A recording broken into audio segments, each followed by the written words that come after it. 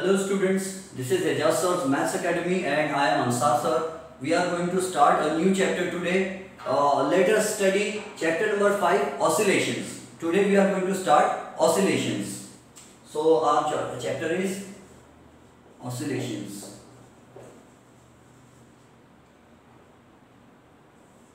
It's chapter number 5 of our syllabus.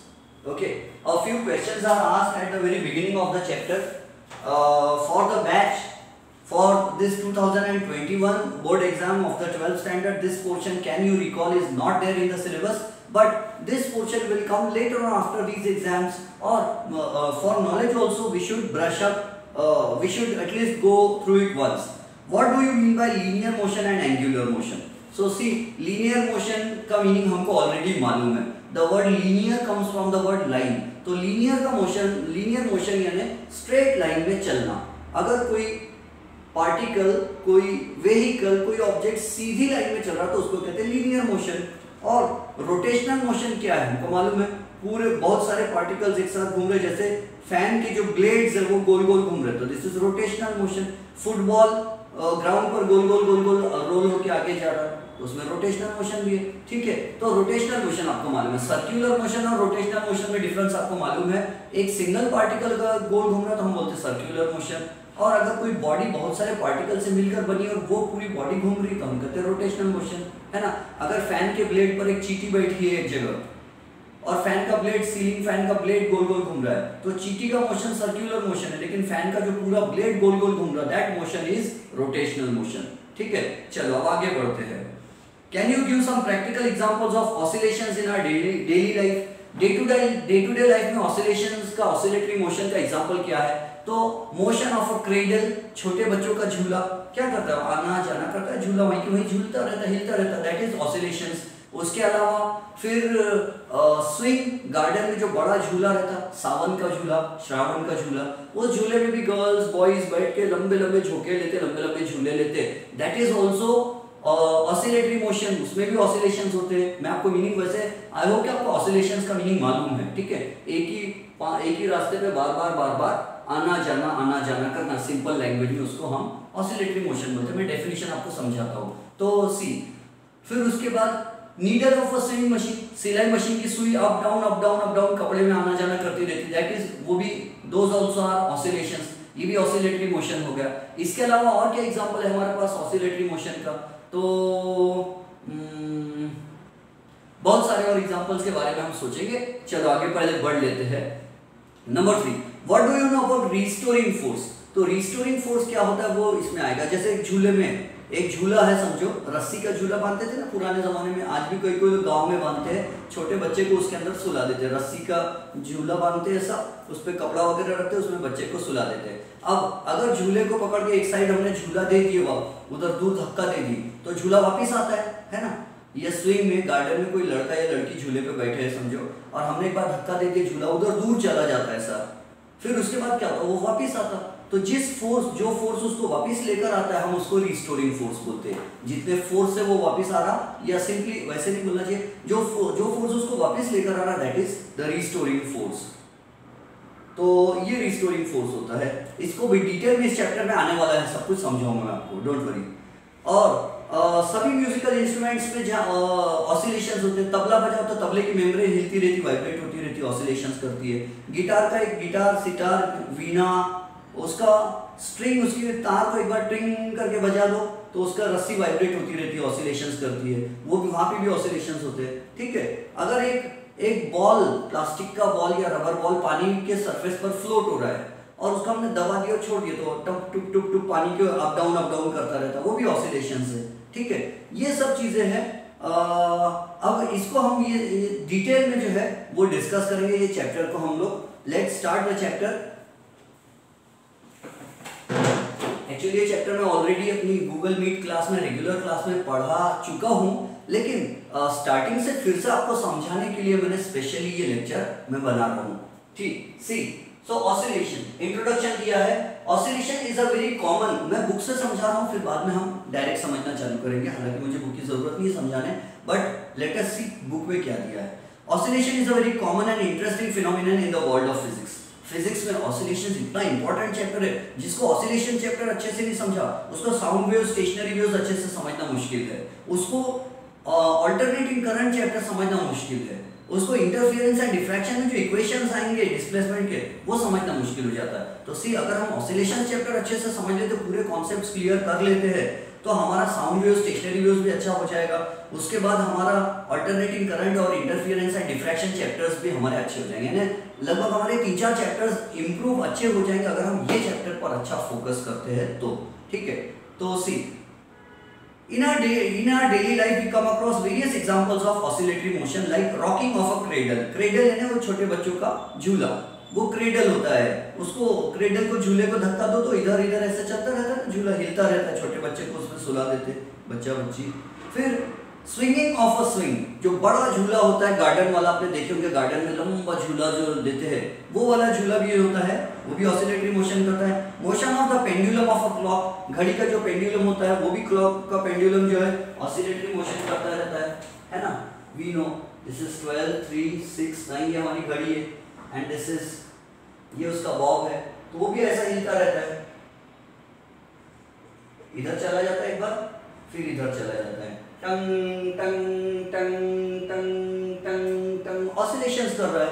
तो ये भी ऑसिलेटरी मोशन है, इधर जा रहा है, इधर जा रहा है, इधर जा रहा है। पोजीशन नंबर 1, इसको एक्सट्रीम पोजीशन बोलते हैं, वैसे हम इसको एक्सट्रीम पोजीशन बोलते हैं, लेफ्ट एक्सट्रीम। इसको बीच की पोजीशन में जब बॉल आता है, बॉब, इसको चेंडू को बॉब बोलते हैं, BOB बॉब, और ये रस्सी को हम स्ट्रिंग बोलते हैं। And this is called the extreme position, but this is the right extreme position. ये हमारा राइट बॉब का राइट एक्सट्रीम पोजीशन हो गया। ठीक है, घड़ी में काटे 1 2 3 4, ये देखो ऑसिलेशंस होते हैं। उसके बाद और देखो क्या क्या होता है, it's a very interesting chapter, बहुत आगे बहुत मजेदार होने वाला है ये। The vibrations of a guitar के वाइब्रेशंस, गिटार के जो स्ट्रिंग होता है उसके वाइब्रेशंस जो वो वायलिन के स्ट्रिंग, वायलिन भी होती है आपको मालूम है, और वो वीणा गिटार, वो उसमें ऑसिलेशंस होते हैं, स्प्रिंग रस्सी ऑसिलेट वाइब्रेट करती है। Up and down motion of the needle of a सिलाई मशीन, सिलाई मशीन की सुई अप डाउन होती है, मैंने अभी आपको एग्जांपल्स दिया, बुक में से एग्जांपल्स है वो सब। फिर उसके बाद the motion of the prongs of a tuning fork, vibrating tuning fork आप लेबोरेटरी में जाओगे अगर तो आपको दिखेगा ट्यूनिंग फोर्क ऐसा रहता है। ठीक है, और इसको बोलते हैं stem of the tuning fork, और इसको हम बोलते हैं prong of a tuning fork, इसको भी प्रॉन्ग बोलते हैं। और एक बार इसको रबर पैड पर ऐसा स्ट्राइक करो, स्टेम को अपने हाथ में पकड़ो डंडी, और एक बार ठोक दो ऐसा, तो ये वाइब्रेशंस करता रहता है, ऑसिलेशन, ये वाला भी ऑसिलेशंस करता रहता है। दोनों प्रॉन्ग्स ऑसिलेशंस करते रहते हैं ऐसे टिंग, और यहाँ उसकी वैल्यू लिखी रहती है कि कितने वाइब्रेशंस करेगा, कितने ऑसिलेशंस करेगा वो 1 सेकंड में, कितने वाइब्रेशंस पर सेकंड करेगा, उसकी वैल्यू यहाँ लिखी होती है जनरली। तो और नहीं लिखे वाले भी हो सकते एग्जाम में पता करने के लिए। ये ट्यूनिंग फोर्क बोलते हैं इसको। ठीक है, बाद में मैं समझाऊंगा आपको ट्यूनिंग का मतलब क्या होता है। टीवी में भी पुराने जमाने में ट्यूनर आता था, चैनल चेंज करने की बटन आती थी, खट खट खट घुमाते थे तो 12 चैनल्स दिखते थे। आजकल तो हम रिमोट कंट्रोल यूज करते हैं। तो सी ऑसिलेशंस ऑफ अ स्प्रिंग, अगर किसी स्प्रिंग को कंप्रेस कर दो और छोड़ दो तो वो हिलता रहता है स्प्रिंग, है ना, या किसी स्प्रिंग को लंबा कर दो और छोड़ दो तो स्प्रिंग भी छोटा बड़ा होता रहता है, वो भी ऑसिलेशंस है। In these cases, the motion is repeated after a certain interval of time, and this motion is periodic motion. चलो अब एक कॉन्सेप्ट समझ लो। मैं आपको एक काम करता हूँ, ऑसिलेशंस की डेफिनेशन लिखा देता हूँ। ऑसिलेशंस बोलते किसे ना, what motion is called oscillatory motion. पहले मैं आपको ये समझा देता हूँ। आपको दिख रहा है सब कुछ clearly? Can you see the board? ठीक है, हम थोड़ा इसको बड़ा कर देंगे, है ना, ताकि हमें और अच्छे से दिखे। यस, से मैं ऑसिलेशंस की डेफिनेशन लिखवा देता हूं आपको।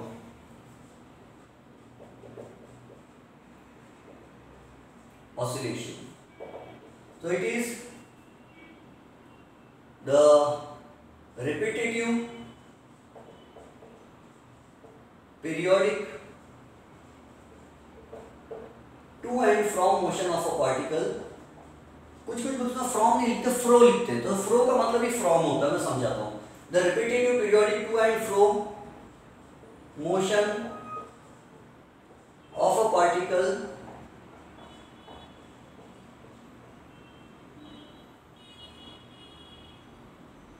the repetitive periodic to and from motion of a particle along the same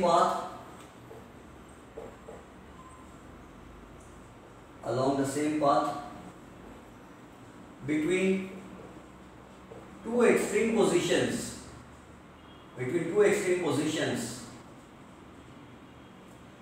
about a fixed point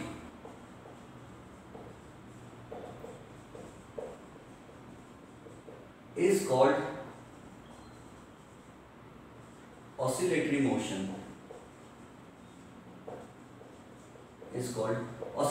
अब मैं इसका मीनिंग समझाता हूँ आपको। मैंने ये डेफिनेशन अपनी टेक्स्ट बुक में इतनी लंबी डेफिनेशन नहीं दिया है, मैंने उसको बहुत उसमें सब पॉइंट्स ऐड करके और बहुत उसको जोड़ जुगाड़ करी हुई डेफिनेशन बनाया है। लेट अस सी ऑसिलेटरी मोशन क्या होता है। पहली बात रेपिटेटिव होता है।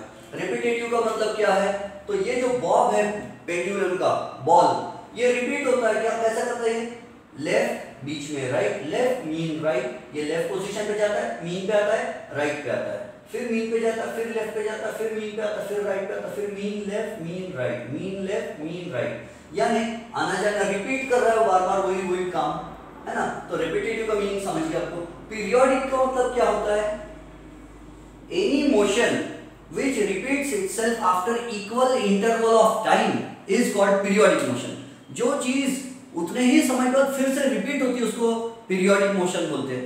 जैसे है ना, लिख दो definition, any motion which repeats itself after equal interval of time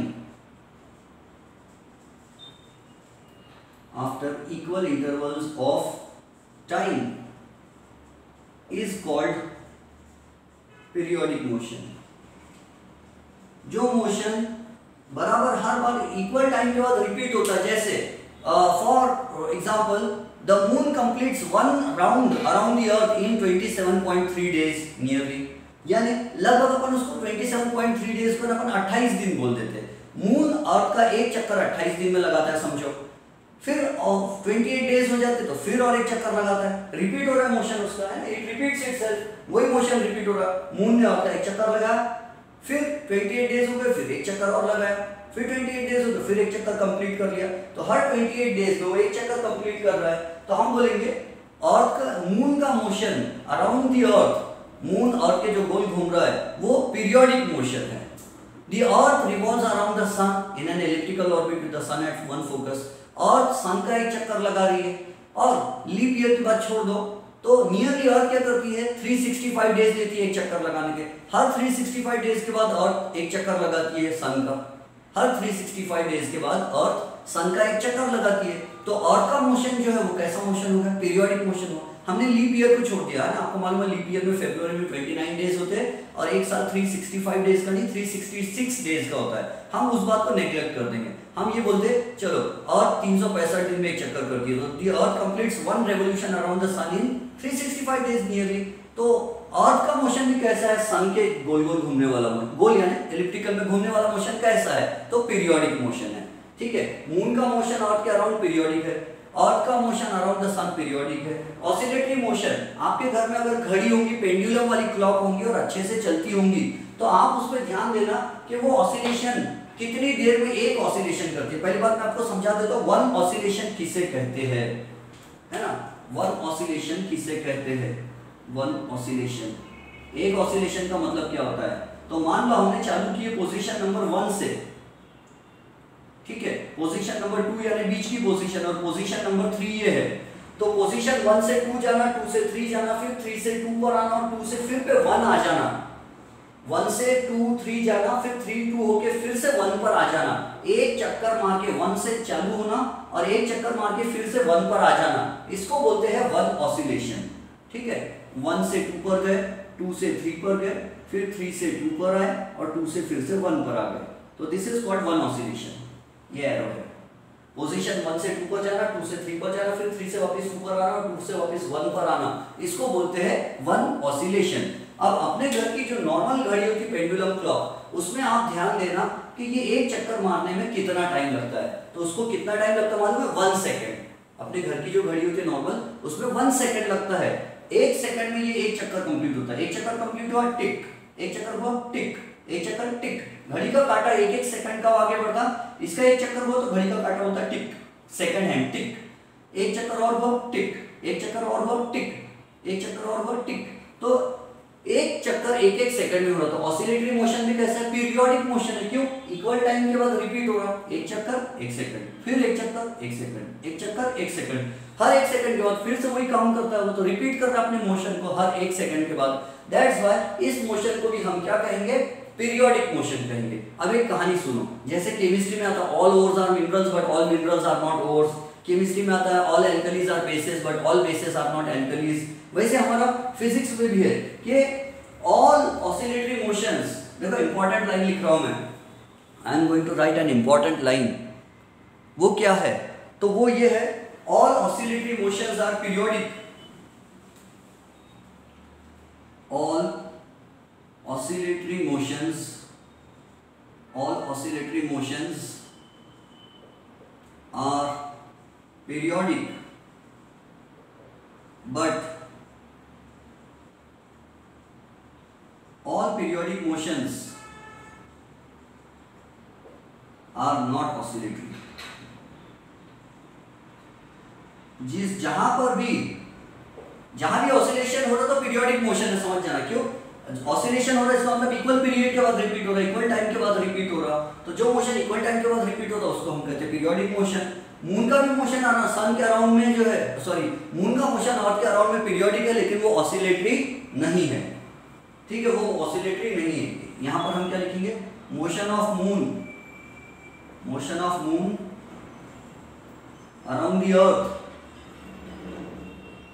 around the earth is periodic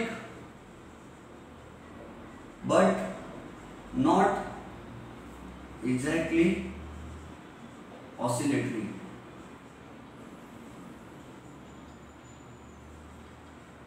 है ना? मून का जो मोशन है वो पीरियोडिक है, लेकिन पूरी तरह हम उसको ऑसिलेटरी मोशन नहीं है। ठीक है, another example, motion of earth, motion of earth around the sun is periodic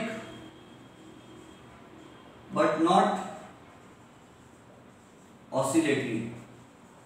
motion earth जो है वो सन का जो चक्कर लगा रही है वो पीरियोडिक मोशन है, इक्वल टाइम में चक्कर कंप्लीट हो रहा है, लेकिन वो ऑसिलेटरी मोशन नहीं है। लेकिन जिस भी मोशन में ऑसिलेशन हो रहा है तो समझ जाना वो पीरियोडिक जरूर है।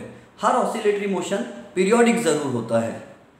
जहां पे भी ऑसिलेशंस हो रहे हैं, चाहे वो सिलाई मशीन हो कि नीडल हो, या चाहे कोई झूला हो गार्डन का, या छोटे बच्चे का झूला हो, जहां पर भी ऑसिलेटरी मोशन हो रहा वो पीरियोडिक होता है। चलो आगे बढ़ते हैं। तो देखो ऑसिलेटरी मोशन किसको कहते हैं? रिपीटेटिव होता है, ये रिपीट होता है सेम रास्ते पर। पीरियोडिक होता है, इक्वल टाइम के बाद एक एक चक्कर कंप्लीट करता है। नॉर्मल अपनी घड़ी एक एक सेकंड में एक एक चक्कर कंप्लीट करता है, पेंडुलम का वॉक। ठीक है, टू एंड फ्रो मोशन। अब टू एंड फ्रो मोशन का मतलब क्या है? From Mumbai to Goa, from Goa to Mumbai, from Mumbai to Goa, from Goa to Mumbai. To यानी टूवर्ड्स, कहीं और जाना। फ्रॉम, फ्रो यानी from 1 to 3, from 3 to 1, from 1 to 3, है ना? 1 से 3 तक आया, 3 से 1 तक गया, 1 से 3 तक आया, 3 से 1 गया, 1 से 3, 3 से 1, 1 से 3, 3 से। From 1 to 3, from 3 to 1, from 1 to 3, from 3 to 1, यानी टू एंड फ्रॉम मोशन है, इधर से उधर जाना। फ्रॉम टू एंड फ्रो यानी आने जाने वाला motion. Motion of a particle along the same path, same path यानी इसी रास्ते पे आने जाना। ऐसा नहीं हो रहा कि एक बार यहाँ से गया फिर एक बार इधर से जा रहा है, फिर ऐसा आ रहा, फिर इधर कहीं और से जा रहा है। एक ही रास्ते पे आना जाना चालू है। तो along the same path between two extreme position, और इसकी लिमिट होती है आखिरी में ज्यादा से ज्यादा कितने दूर जाएगा, तो यहाँ तक जाएगा। ऐसा नहीं कि जा रहा मतलब कि उधर उड़ जाएगा, हाँ रस्सी टूट गई वो भाग जाएगा, वो एक अलग बात है। बट जब तक वो स्प्रिंग से बना है तो उसकी एक लिमिट है, यहीं तक जा सकता है, इससे ज्यादा नहीं जा सकता। इधर में भी उसकी एक फाइनल लिमिट है, इससे ज्यादा दूर नहीं जा सकता। तो between two extreme position, left extreme है, राइट एक्सट्रीम पोजीशन, ये लेफ्ट एक्सट्रीम पोजीशन है उसकी और ये राइट एक्सट्रीम पोजीशन है। इस ये दोनों पोजीशंस के बीच में वो चल रहा है about a fix point, about a fix point. और ये जो फिक्स पॉइंट है, इस फिक्स पॉइंट को हम बोलते हैं मीन पोजीशन। मीन पोजीशन के अबाउट, अबाउट यानी कि मीन पोजीशन के इधर और उधर, इधर उधर, इधर उधर, इधर उधर, मीन पोजीशन के इधर और उधर, है ना। तो अबाउट अ फिक्स पॉइंट, जो फिक्स पॉइंट को मीन पोजीशन बोलते हैं। और टू एक्सट्रीम पोजीशंस आपको मालूम है, लेफ्ट एंड राइट। तो मैंने आपको ऑसिलेटरी मोशन की डेफिनेशन भी समझा चुका हूं। आई होप आपको पूरी कहानी सब समझ में आ रही है। अब मैं आपको इसके आगे के कॉन्सेप्ट समझाता हूँ। पहले मैं वीडियो पॉज करके मैं मिटा लेता हूँ बोर्ड पे लिखा हुआ। ओके स्टूडेंट्स, तो ये थी कहानी में, ठीक है। अब और क्या कहती है हमारी बुक, लेट अस सी। देखो बुक क्या कहती है। So in these cases the motion is repeated after a certain interval of time, therefore it is periodic motion. I am on page number 109 of Maharashtra State Physics textbook of 12th standard, ठीक है। Here लेकिन CBSE में भी ये helpful हो सकता है। CBSE में डेप्थ एंड डिटेल ज्यादा है, बट कॉन्सेप्ट तो यही है। So here the motion of an object is mostly to and fro or up and down. यहाँ पर to and fro motion है, आना जाना आना जाना, up down को भी oscillation बोलते हैं। Oscillatory motion is a periodic motion. Oscillatory motion periodic है, सबको मालूम है। In this chapter we shall see that the displacement, velocity and acceleration for this motion can be represented by the sine and cosine function. हाँ, particle का displacement भी हम बता सकते हैं, पोजीशन के बारे में भी हम बता सकते हैं, और पार्टिकल का एक्सेलरेशन एंड वेलोसिटी के लिए भी हम साइन एंड कॉस का यूज करेंगे। सबसे पहले मैं आपको क्या समझा दूं, पहले डिस्प्लेसमेंट वगैरह कॉन्सेप्ट समझा दूं, नहीं पहले आपको ये समझा देता। See sine and cosine are called harmonic functions. Sine and cosine, आप जिसको मैथ्स में शॉर्टकट में साइन एंड कॉस कहते हो, दीज आर हार्मोनिक फंक्शंस। इनको हार्मोनिक फंक्शंस बोलते हैं। फंक्शन का मतलब मालूम आपको, पहली बात क्या बोलते हैं फंक्शन, यानी क्या होता है, शादी पार्टी प्रोग्राम दावत मिजबानी ये सब होता है, नो। सी फंक्शन का मतलब होता है जब एक चीज चेंज होती है और उसके चेंज होने से दूसरी भी चेंज हो जा रही, तो हम बोलते हैं दूसरी चीज पहले की फंक्शन है। मतलब अगर मैं लिख रहा हूँ साइन 0 डिग्री तो वैल्यू होगी 0, अगर मैं लिख रहा हूँ साइन 30 डिग्रीज तो वैल्यू हो जा रही है 1/2, मैं लिख रहा हूँ साइन 45 डिग्रीज तो वैल्यू हो जा रही है 1/√2, अगर मैं लिख रहा हूँ साइन 60 डिग्रीज तो वैल्यू हो जा रही है √3/2। तो हम क्या बोलेंगे मालूम है, अगर मैं साइन 90 लिख रहा हूँ तो वैल्यू हो जा रही है कितनी, 1 + 1, ठीक है। अगर मैं लिख रहा हूँ साइन 180 डिग्रीज तो ये वैल्यू हो जा रही है 0।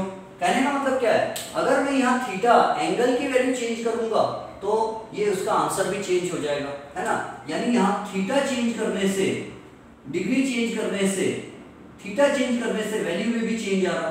तो मैं क्या कहूंगा कि this value is a function of theta, और only not only theta, sine theta, है ना। इसके आगे का साइन के सामने का थीटा चेंज करने से वैल्यू चेंज हो जाती है। तो थीटा चेंज करने से वैल्यू चेंज हो रही, तो value is a function of theta, यानी वैल्यू जो फंक्शन वो थीटा पर डिपेंड करती है। तो फंक्शन का मतलब है डिपेंड होना। अब ध्यान से समझिए इसको हार्मोनिक क्यों बोलते हैं, साइन एंड कोसाइन फंक्शन को हार्मोनिक क्यों बोलते हैं। वो इसलिए कि साइन एंड कोसाइन की जो वैल्यूज होती है वो हमेशा रिपीट होती है।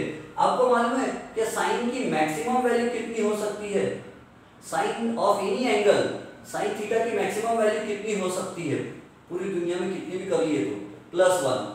साइन थीटा की मैक्सिमम वैल्यू पूरी, कुछ भी कर लो, साइन 1 करोड़ 2 करोड़ डिग्री कुछ भी कर लो, तो साइन थीटा की मैक्सिमम वैल्यू +1 हो सकती है। और साइन थीटा की मिनिमम वैल्यू कितनी हो सकती है, तो साइन थीटा की मिनिमम वैल्यू हो सकती है -1, इससे छोटी वैल्यू नहीं हो सकती।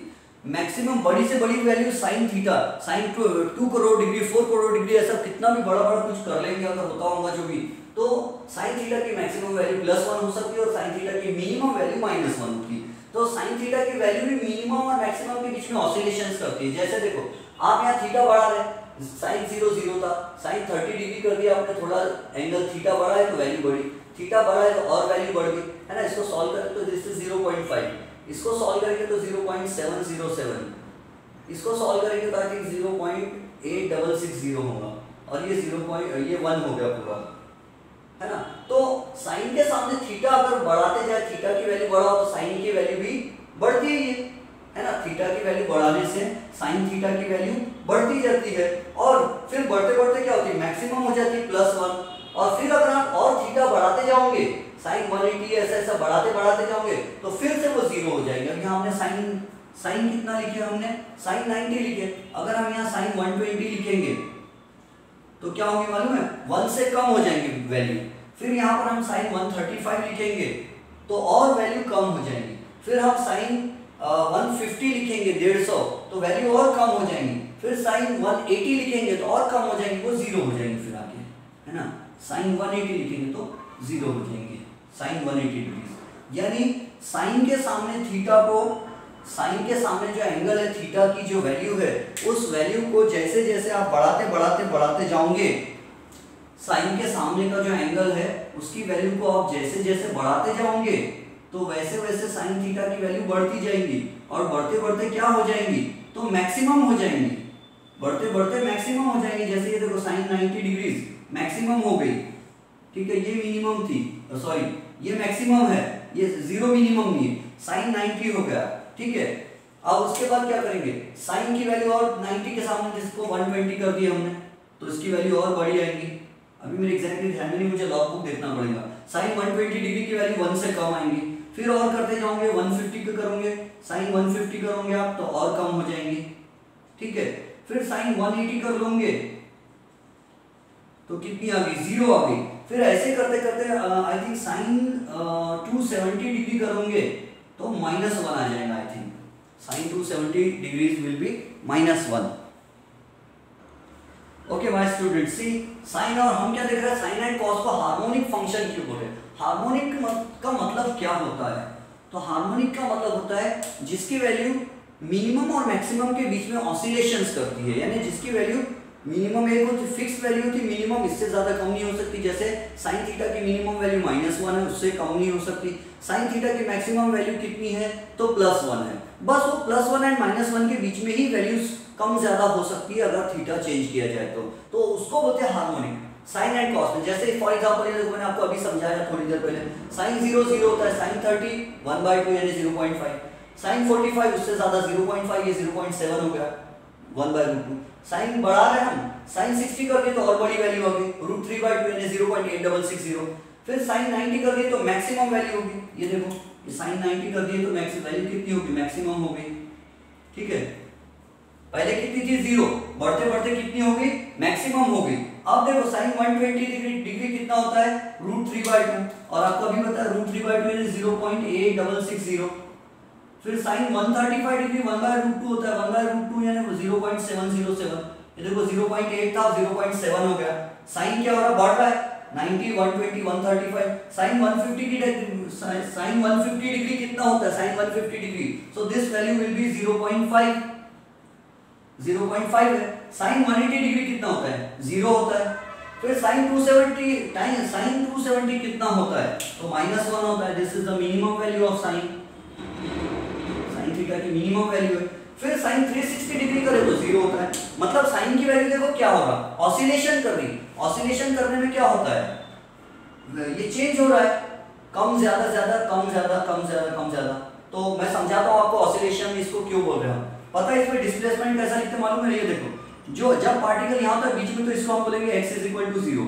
x यानी क्या है, उसका डिस्प्लेसमेंट, x यानी डिस्प्लेसमेंट।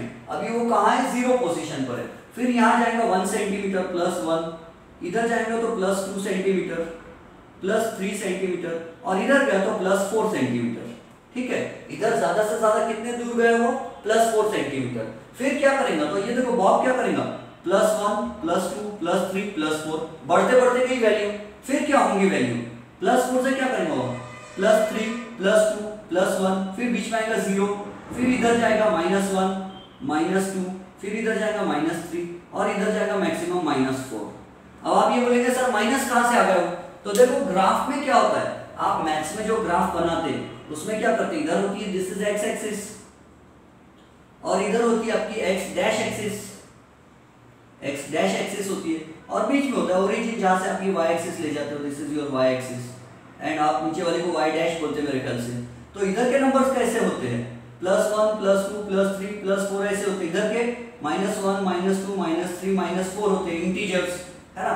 तो इधर के नंबर ग्राफ के पॉजिटिव होते हैं x एक्सिस के, और x डैश एक्सिस के नेगेटिव होते हैं। Displacement is a vector vector quantity, तो डिस्प्लेसमेंट भी राइट हैंड साइड की तरफ है तो प्लस में होगा, इधर डिस्प्लेसमेंट माइनस में हो रहा है। तो अब देखो ऑसिलेशन करते समय ये जो x की वैल्यू है, डिस्प्लेसमेंट की जो वैल्यू है, डिस्प्लेसमेंट यानी कितने दूर जा रहा है मेन पोजीशन से, तो डिस्प्लेसमेंट की वैल्यू कितनी होती है, पहले देखो बढ़ती है, फिर कम होती है, फिर माइनस में भी जाती है। ये देखो बॉब क्या करेगा, अभी बीच में समझो जीरो पर है तो जीरो से +1 +2 +3 +4, फिर +3 +2 +1 0, -1 -2 -3 -4, -3 -2 -1 0 +1, यानी ये प्लस और माइनस के बीच में इसकी वैल्यू झूला झूलती है। और इसकी मैक्सिमम वैल्यू कितनी है, तो इधर इसकी मैक्सिमम वैल्यू है +4 और इधर में इसकी मिनिमम वैल्यू बोल देते हैं उसको, हालांकि मैग्नीट्यूड तो सेम है, -4 है इधर में कितना है -4 और इधर में कितना है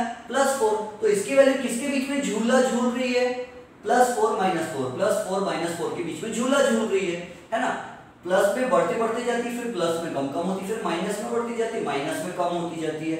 तो उसी तरह साइन की वैल्यू भी तो ऑसिलेशन करती है। देखो जैसे जैसे थीटा बढ़ाते जाओ तो साइन थीटा की वैल्यू बढ़ती है मैक्सिमम हो जाती, फिर कम होती है जीरो हो जाती, फिर और कम होकर -1 हो जाती, फिर जीरो हो जाएगी, फिर बढ़ते बढ़ते +1 हो जाएंगी। तो साइन की भी वैल्यू, अगर मैं यहाँ पर रस्सी चलो इतने क्लियर कर देते तो बात समझ लो, साइन के सामने का एंगल जैसे जैसे चेंज होता है तो साइन ये जो वैल्यूज होती है ये भी तो ऑसिलेशन कर रही है एक टाइप से, हार्मोनिक मोशन है। हार्मोनिक मोशन का मतलब होता है कि जब वही वैल्यूज बार बार रिपीट होती है उसको हार्मोनिक बोलते हैं। यहाँ पे भी देखो रिपीट हो रही है, 1 2 3 4 4 3 2 1, -1 2 3 4 -4 3 2 1, +1 2 3 4 4 3 2 1, -1 2 3 4 -4 3 2 1। सो प्लस माइनस के वैल्यूज के बीच में वही वैल्यूज बार बार आ रही है, +1 +2 +3 +4 +3 +2 +1 0, -1 -2 -3 -4 -4 -3 -2 -1 0,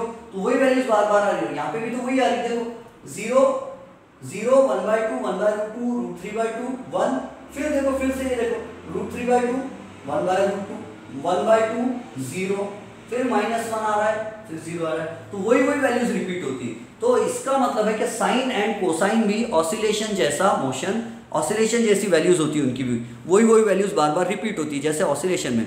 और ऑसिलेशन में भी एक मैक्सिमम +4 है समझो वैल्यू, और इधर -4 है। वैसे साइन की भी एक मैक्सिमम वैल्यू होती है और एक मिनिमम होती है, +1 मैक्सिमम है, -1 मिनिमम है, इसी के बीच में उसकी वैल्यूज चलते रहती है, +1 0 -1, फिर +1 -1 से 0, फिर +1।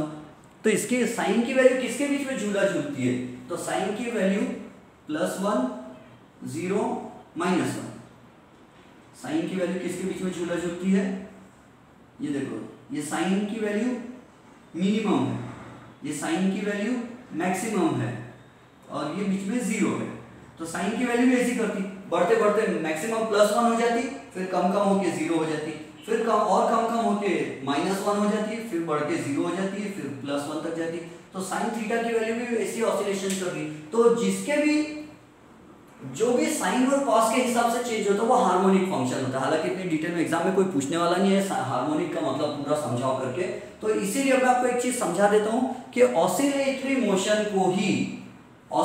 मोशन को ही हम फिजिक्स के लैंग्वेज में कहते हैं सिंपल हार्मोनिक मोशन, SHM।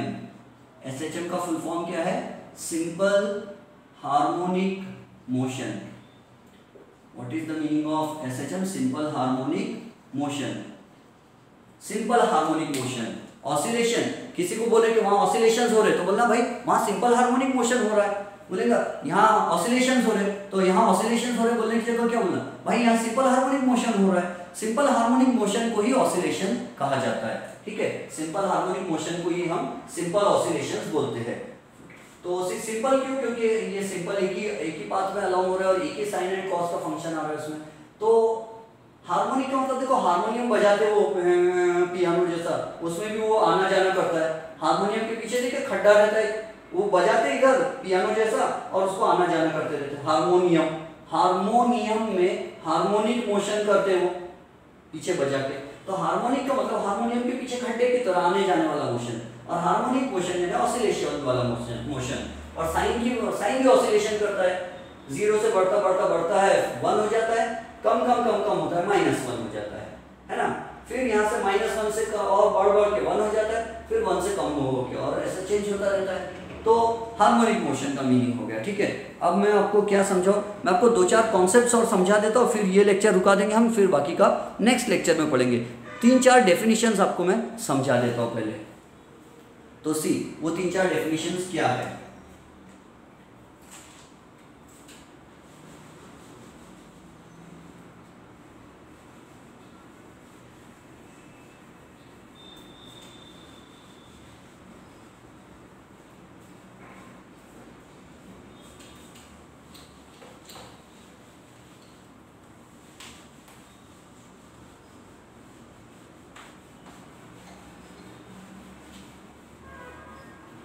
तो चलो आगे बढ़ते हैं and let us C.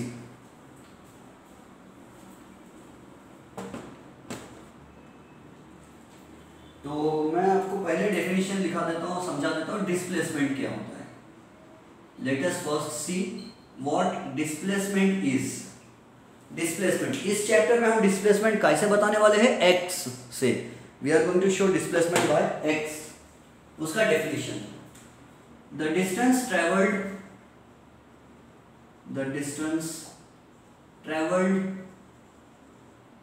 by a particle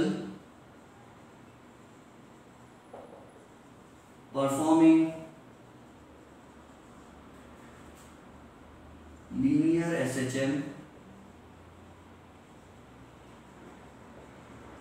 from the mean position is called displacement.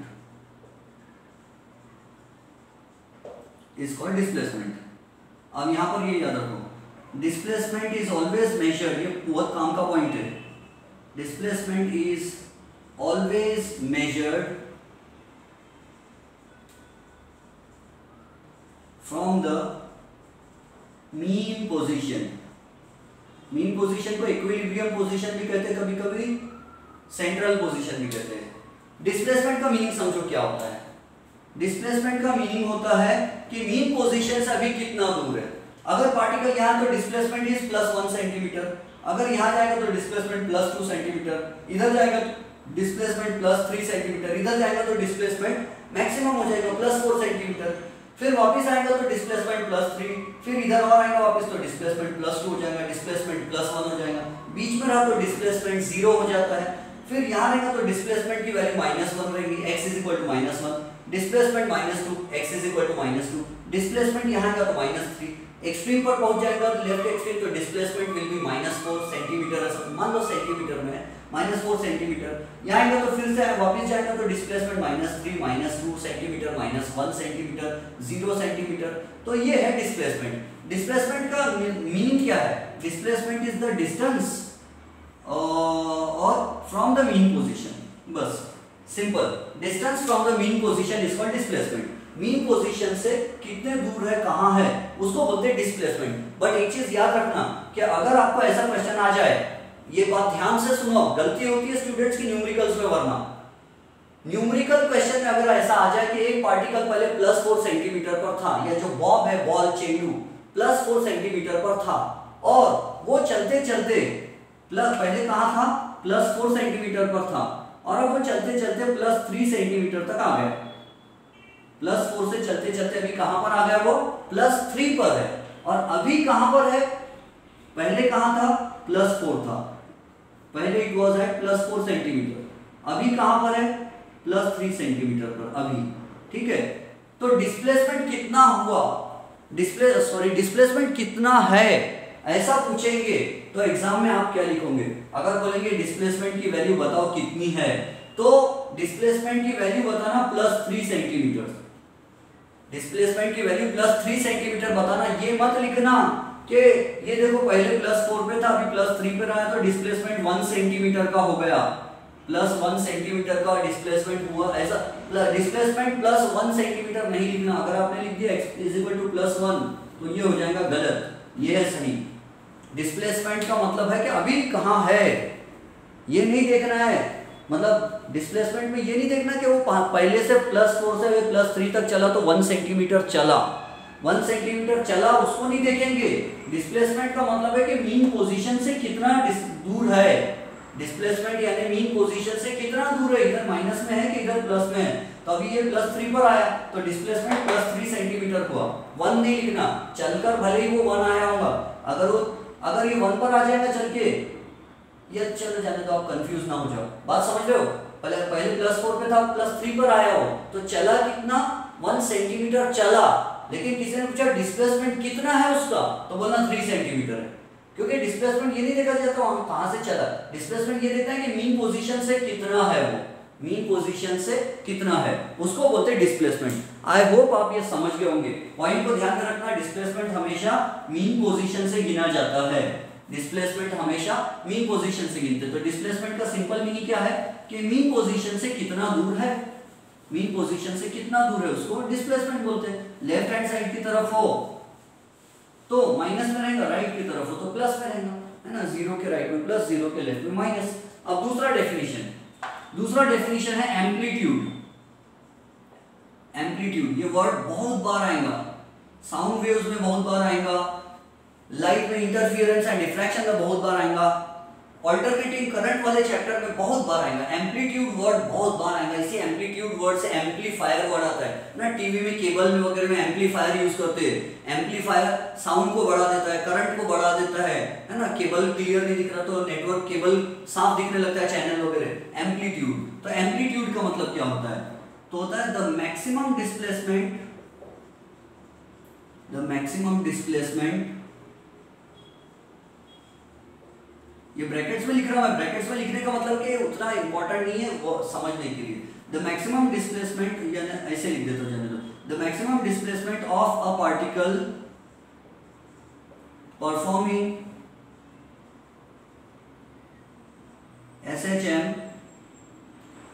from the mean position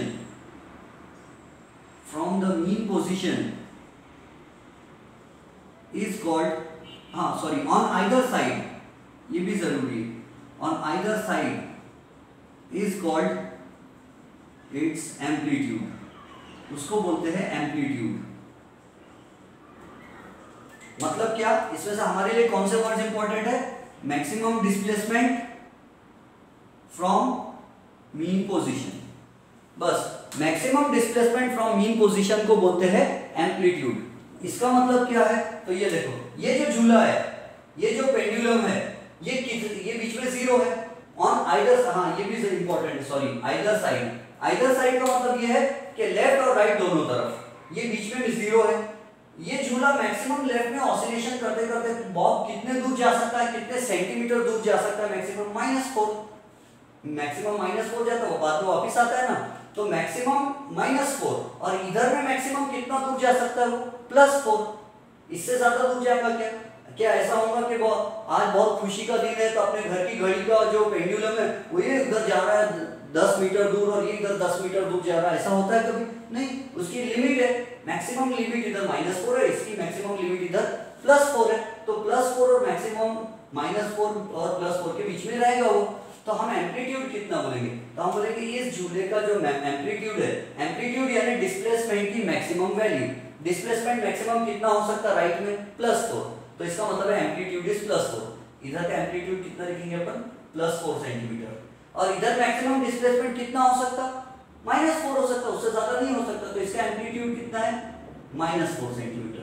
और एम्पलीट्यूड कैसे बताएंगे हम इस चैप्टर में, कैपिटल A से बताएंगे, amplitude will be denoted by capital A, so amplitude is +4 and -4, हम चाहे तो एक साथ भी लिख सकते हैं, amplitude is equal to +-4 centimetre, +-4 centimetre यानी लेफ्ट में -4 और राइट में +4, क्योंकि लेफ्ट की वैल्यू हमेशा माइनस में रहती है ग्राफ, और राइट की वैल्यू हमेशा प्लस में रहती है। तो एम्पलीट्यूड का मतलब क्या है, मैक्सिमम डिस्प्लेसमेंट और कहां, फ्रॉम द मीन पोजीशन से मैक्सिमम कितना दूर जाता है, ऑन आइदर साइड, इधर भी कितना दूर जाता है, इधर भी कितना दूर जाता है, और हमेशा याद रखना अगर इधर +4 जा रहा है तो इधर -4 जाएगा, इधर अगर +5 जाएगा तो उधर भी -5 जाएगा। अब देखो मुझे बताओ, आपको समझा या नहीं समझा, मुझे चेक करना है। एक झूला ये है, ये -3 सेंटीमीटर ऑसिलेशन कर रहा है, -3 और +3 सेंटीमीटर के बीच में, मैक्सिमम डिस्प्लेसमेंट कितना होता है, ये +1 +2 +3, -1 -2 -3, और एक दूसरा झूला है ये ऐसा करता है,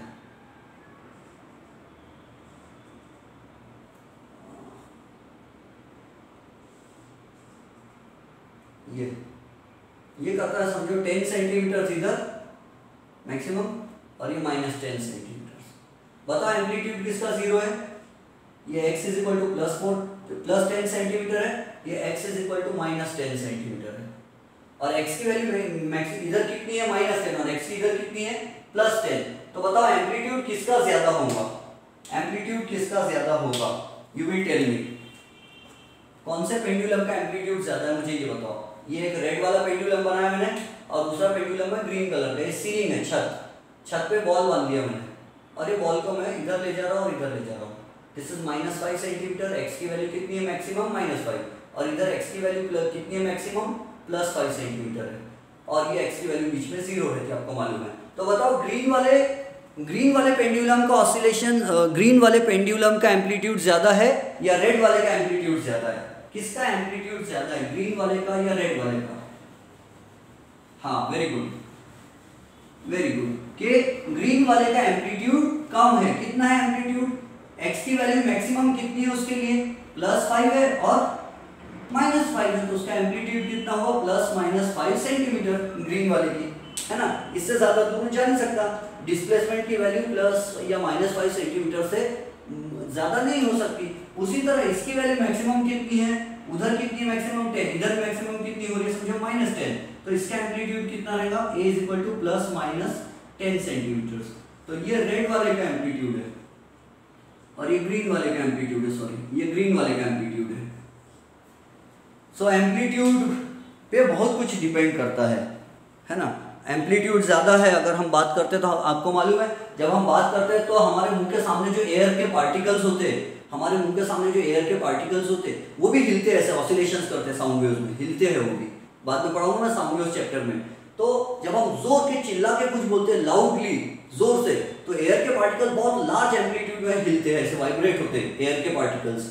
और जब हम धीरे धीरे कोई बात करते हैं तो एयर के पार्टिकल्स वहीं के वहीं ऑसिलेशंस करते हैं, वहीं के वहीं वाइब्रेट होते हैं। तो एयर के वाइब्रेट होने से हमारी साउंड आगे बढ़ती है। एयर के पार्टिकल्स के ऑसिलेशंस होने के कारण हमारी साउंड आगे बढ़ती है। पार्टिकल कहीं नहीं जाता, पहला पार्टिकल हिलता है हमारे बोलने से, ऑसिलेशन करता है, दूसरे को धक्का मारता है तो दूसरा भी ऑसिलेशन करता है, तीसरे को धक्का मारता है फिर वो तो तीसरा पार्टिकल ऑसिलेशन करता है। ऐसे हर पार्टिकल ऑसिलेशन अपनी जगह पर करता है, दूसरे को धक्का मार के आगे बढ़ाता है और आखिरी धक्का कान के पर्दे को लगता है तो कान का पर्दा भी ऑसिलेशन करता है। तो कान का पर्दा ऑसिलेशन करता है तो उससे ब्रेन में करंट बन जाता है और करंट से फिर हमारा ब्रेन समझ जाता है, साउंड बना लेता है क्या बोल रहे तो चलो कहानी समझ में आ गई। इधर इसका एम्पलीट्यूड +10 -10 है, इसका एम्पलीट्यूड कम है। तो एम्पलीट्यूड ज्यादा रहा तो लाउडनेस भी ज्यादा रहती, करंट भी, ऑल्टरनेटिंग करंट भी हम पता करेंगे वो ज्यादा रहता है। तो वो बात मैं समझाऊंगा आपको मैं। पहले यहाँ तक कहानी कॉन्सेप्ट क्लियर हो गए। हाँ, अब टाइम पीरियड क्या होता है, फ्रीक्वेंसी क्या होती है, ये सब हम बाद के क्लास में पढ़ेंगे। बहुत लेक्चर लंबा हो गया, 48 मिनट्स का हो गया। वैसे जनरली मैं कोशिश करता हूँ कि 35 मिनट्स के आसपास का एक लेक्चर होना चाहिए, बट इसमें बेसिक कॉन्सेप्ट्स बहुत सारे हैं, इंपॉर्टेंट है, इसलिए मैंने 48 का बनाया। अगला भी लगभग 45 मिनट्स का बना लूँगा, फिर हमारा मैच हो जाएगा और उसके बाद फिर हम गूगल मीट की जो क्लासेस हमारी चल रही है रेगुलर में हम उसको कंटिन्यू करेंगे। ये आपके इस पर बेसिक्स जिसका जो टॉपिक छूट गया तो वो क्लियर हो जाएगा और फिर एक लेक्चर ये होगा, एक और बना लूँगा मैं, उसमें आपका क्लियर हो जाएगा। फिर बाद में आप मुझसे गूगल मीट पे अपन कंटिन्यू अपना चालू कर देंगे, है ना। चलो, have a nice day, enjoy your studies. और मैं ये सोचा गूगल मीट की भी रिकॉर्डिंग करके रखना, ताकि मेरे गूगल मीट के लेक्चर्स भी रिकॉर्डेड रहेंगे तो आपके लिए हेल्पफुल रहेंगे। तो लेट अस सी क्या होता है, देखते हैं। So have a nice day, enjoy your studies. कोई डाउट रहेगा आपके पास मेरा नंबर है, यू कैन कॉन्टैक्ट मी।